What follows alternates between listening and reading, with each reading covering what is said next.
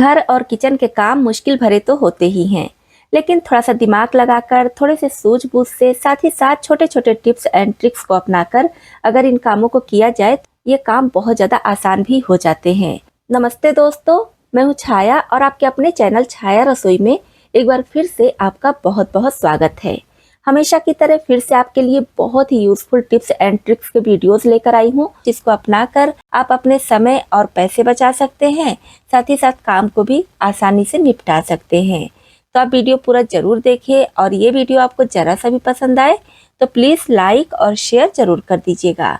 और हमेशा की तरह कमेंट बॉक्स में लिखकर ये जरूर बताइएगा कि इस चैनल के वीडियोस आप किस शहर या फिर किस गांव से देख रहे हैं, जिसे मैं लिखकर आपको थैंक्स बोल सकूं। तो चलिए देख लेते हैं आज की सबसे पहली टिप। जैसे कि ये दही की छोटी सी डिब्बी है, आप देख पा रहे होंगे। मैं अक्सर इस तरह की दही तब मंगाती हूँ जब जामुन की ज़रूरत होती है।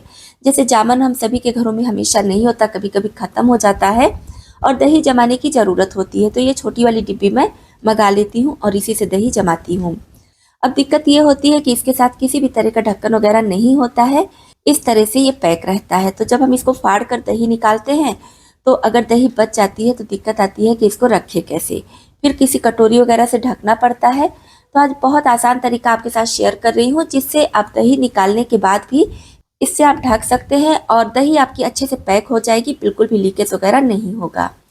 इसके लिए सबसे पहले आप इस कवर को जब हटाइए तो एकदम बराबर हटाइए। जैसे कि आप देख पा रहे होंगे, मैं एकदम बराबर से इसको निकाली हूँ, कहीं से ये फटा नहीं है। तो जितनी दही की आपको ज़रूरत है उतनी निकाल लीजिए और बाकी के ऊपर इस तरह से ये कवर लगा दीजिए और अच्छे से लगाइएगा, एक बराबर, टेढ़ा मेढ़ा नहीं होना चाहिए। उसके बाद कोई सूती कपड़ा लीजिए, मैं यहाँ पर रुमाल ली हूँ, इसके ऊपर रख दीजिए और उसके बाद प्रेस को हल्का गर्म कीजिए, बहुत ज़्यादा गर्म नहीं करना है, बिल्कुल हल्का गर्म प्रेस कीजिए और इसके ऊपर इस तरह से चला दीजिए। प्रेस ज़्यादा गर्म नहीं होना चाहिए, मैं बार बार कह रही हूँ, क्योंकि अगर प्रेस ज़्यादा गर्म होगा तो डिब्बी प्लास्टिक की है, वो पिघल जाएगी। तो बिल्कुल हल्का हल्का इस तरह से चलाना है और आप देखेंगे डिब्बी बहुत अच्छे से सील हो जाती है।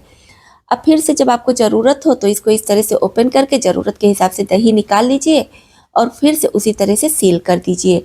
तो इस तरह से लिड ना होते हुए भी बहुत अच्छे से पैक हो जाएगा। अब इसको आप फ्रिज में रख सकते हैं या कहीं भी बाहर ले जाना है तो ले जा सकते हैं, बिल्कुल भी लीकेज नहीं होगा। तो इसका कोई भी ढक्कन नहीं है, उसके बावजूद देखिए कितने अच्छे से पैक हो चुका है। उम्मीद करती हूँ ये वाली टिप भी आपके लिए बहुत ज़्यादा यूज़फुल होगी। यूज़फुल हो तो प्लीज़ वीडियो को लाइक ज़रूर कर दीजिएगा। चलिए देख लेते हैं अगली टिप। कोई भी सामान लाना होता है तो हम झोला खोजते रहते हैं, छोटा या फिर बड़ा, मतलब किसी भी तरह का झोला हो, घर में फैला भी रहता है और ज़रूरत पर मिलता भी नहीं है। तो आज झोले को इकट्ठा करके रखने के लिए बहुत आसान टिप आपके साथ शेयर कर रही हूँ। इससे कितना भी बड़ा झोला हो, कितना भी ज़्यादा झोला हो, आप बहुत कम जगह में ऑर्गेनाइज करके रख सकते हैं। तो यहाँ पर आप देख पा रहे हैं कितना ढेर सारा झोला है और हर तरह का झोला यहाँ पर है। जैसे कि ये वाला झोला आप देख पा रहे होंगे कितने बड़े साइज का है। हम सभी के घरों में इस तरह का झोला तो होता ही है। तो क्या कीजिए, पहले इसको इस तरह से फैला लीजिए और जैसे वीडियो में दिखा रही हूँ इस तरह से इसको फोल्ड कर लीजिए। अब फोल्ड करने के बाद इसको इस तरह से पलट दीजिए जैसे वीडियो में दिखाई हूँ। उसके बाद इधर से फोल्ड कीजिए और फिर ये वाला भाग फोल्ड कीजिए और इसके अंदर इस तरह से डाल दीजिए। बढ़िया से इसको सेट कर दीजिएगा इसके अंदर। तो ये हमारा कम जगह में इतना बड़ा झोला आ जाएगा। इस तरह से जब आप झोले को रखेंगे तो देखने में भी अच्छा लगेगा और मार्केट वगैरह भी लेकर जाना है तो आप इसी तरह से टांग कर ले जा सकते हैं। वैसे बड़ा सा झोला ज़्यादातर लोग लेकर जाते हैं तो मोड़ चिंगोड़ कर हाथ में पकड़ लेते हैं, तो उस तरह से ना पकड़ कर आप इस तरह से लेकर जाएंगे तो ये देखने में ज़्यादा अच्छा लगेगा और कम जगह में आ भी जाता है। अब ये सब्जी वाला झोला मैं दिखा रही हूँ। इस टाइप का झोला ज़्यादातर घरों में होता ही है। जैसे कि अभी आलू का सीजन है तो आलू वगैरह ज़्यादा लाना होता है तो उसके लिए मजबूत झोले की ज़रूरत पड़ती है। इसको भी सेम उसी तरह से फोल्ड करेंगे, उसके बाद दूसरे साइड से पलट देंगे और इधर से फोल्ड करेंगे और ये वाला भाग इधर से और इसके अंदर इसको डाल देंगे। काफ़ी हार्ड झोला है ये, इसको जब रखना होता है तय करके तो काफ़ी ज़्यादा जगह लेता है। तो इसको इस तरह से जब हम रखेंगे तो देखने में ये भी बहुत अच्छा लगेगा। इसी तरह से आप हर टाइप के झोले को फोल्ड करके रख सकते हैं, इससे झोला देखने में अच्छा लगता है। और इसको रखने के लिए आप कोई गत्ता ले सकते हैं या फिर कोई प्लास्टिक का डिब्बा है उसमें सेट करके रख दीजिए तो कम जगह में आ जाएगा। वैसे झोला इधर उधर घर में फैला रहता है तो घर बहुत मेसी लगता है। इस तरह से रखेंगे तो झोला ज़रूरत पर आपको मिल भी जाएगा और देखने में भी अच्छा लगेगा। उम्मीद करती हूँ ये वाली टिप आपके लिए भी बहुत ज़्यादा यूज़फुल रही होगी। यूज़फुल रही हो तो प्लीज़ वीडियो को लाइक ज़रूर कर दीजिएगा। चलिए बढ़ते हैं नेक्स्ट टिप की तरफ। इस तरह के छोटे छोटे कैरी बैग्स हम सभी के घरों में बहुत ज़्यादा हो जाते हैं। तो इससे हम बहुत ही बढ़िया चीज़ बनाकर तैयार करेंगे जो मार्केट में मिलता है लेकिन काफ़ी ज़्यादा महंगा मिलता है। इसके लिए अगर आपके पास प्लेन कैरी बैग है, मतलब एक ही कलर का है, तो उसको लीजिए, उससे आपका काम और ज़्यादा आसान हो जाएगा। और प्लेन नहीं है, इस तरह से कुछ लिखा हुआ है, तो आप इसके दोनों साइड्स को इस तरह से कट कर लीजिए और उसके बाद बीच में जो जॉइंट होता है उसको भी कट करके निकाल देंगे। बिल्कुल प्लेन भाग हमें चाहिए। तो ये हमारा दोनों तरफ से प्लेन हो चुका है। अब इस तरह से फोल्ड करेंगे और प्लेन वाले भाग को कट करके अलग कर लेंगे। तो हमें सिर्फ यहाँ पर प्लेन वाले भाग की ही ज़रूरत है। और ये वाला जो भाग है इसको आप फेंकिएगा नहीं, इसका यूज़ भी आप बहुत जगहों पर कर सकते हैं। जैसे कि किचन में अगर कुछ गिर जाता है तो इससे आप साफ़ कर सकते हैं, या फिर डस्ट वगैरह साफ़ करना है तो बहुत आसानी से साफ़ हो जाता है। इसको आप इकट्ठा करके रख लीजिए। तो यहाँ पर 2 पट्टी जैसा तैयार हो गया है। अब आपके पास और ज़्यादा है तो और ज़्यादा ले सकते हैं, लेकिन सिर्फ मैं आपके साथ आइडिया शेयर कर रही हूँ, इसलिए सिर्फ अभी एक कैरी बैग कट की हूँ। अब इसको इस तरह से फोल्ड कर लेंगे। वीडियो में बने रहिए, पूरा ज़रूर देखिए, आगे आपको पता चल जाएगा कि कितना बड़ा या फिर किस साइज़ का फोल्ड आपको करना है। फोल्ड करने के बाद इसको कट कर लेंगे क्योंकि सारा पीस हमें अलग करना है। अलग करने के बाद लेंगे कोई ढक्कन और इसके ऊपर इस तरह से रखेंगे, पेन से निशान लगाएंगे और यहाँ से इसको कट कर देंगे जैसा आप देख पा रहे होंगे। तो यहाँ पर बनाकर तैयार कर रहे हैं हम फ्लावर। मार्केट में ये फ्लावर मिलता है लेकिन काफ़ी ज़्यादा महंगा मिलता है। घर में बेकार कैरी बैग से आप इसको बनाकर तैयार कर सकते हैं, बस थोड़ा सा समय देकर। इसमें हमारा एक भी रुपया नहीं लगेगा। अब जितना बड़ा आपको फ्लावर चाहिए उतना बड़ा फोल्ड कीजिएगा और उतना बड़ा ढक्कन या फिर कोई चीज़ रख के इसको कट कीजिएगा। यहाँ पर देखिए, इसको मैं कट कर दी हूँ। साइड का सारा भाग हटा देंगे और यहाँ पर बीच में कर देंगे स्टपल। आप चाहे तो सुई धागे से भी बीच में सिलाई कर सकते हैं। 1-2 ऐसे टाका लगा देंगे तो अच्छे से सारा पीस एक में इकट्ठा हो जाएगा। अब कैंची की मदद से इसको पतला पतला कट करेंगे। जितना पतला कट करेंगे उतना बढ़िया फ्लावर बनकर तैयार होगा। अब कट करने के बाद इस तरह से हाथ से इसको खोल देंगे, जितना भी इसका लेयर है सब खुल जाएगा। तो इसमें आप जितना ज़्यादा कट करके पट्टियाँ लगाएंगे उतना बढ़िया फ्लावर बनकर तैयार होता है। तो जल्दी से मैं एक और बनाकर आपको दिखा दे रही हूँ। यहाँ पर रेड कलर का कैरी बैग ली हूँ, प्लेन है, तो इस टाइप का कैरी बैग है तो और ज़्यादा अच्छा होता है। इसमें से भी सेम उसी तरह से पट्टी निकालेंगे और फिर ढक्कन रख के सर्किल करेंगे और फिर स्टपल करेंगे। उसके बाद कैंची से पतला पतला कट कर लेंगे, इसको भी अलग कर लेंगे। तो यहाँ पर देखिए 2 पीस हमारा ये फ्लावर बनकर तैयार हो गया। इस तरह से आप ढेर सारा फ्लावर बनाकर रख लीजिए और इसको धागे में पिरोकर आप माला बना सकते हैं। किसी भी तरह के डेकोरेशन में इसका यूज़ कर सकते हैं।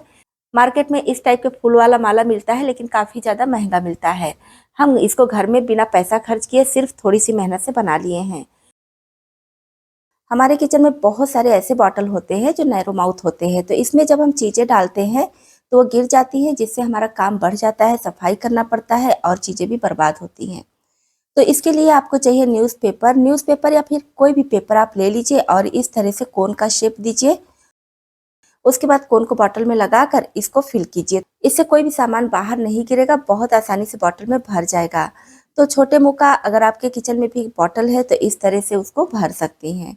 देखिए कितनी आसानी से बॉटल में चला गया। इससे हमारा किचन काउंटर भी खराब नहीं हुआ, ना ही हमारी चीज़ें बेकार हुई हैं।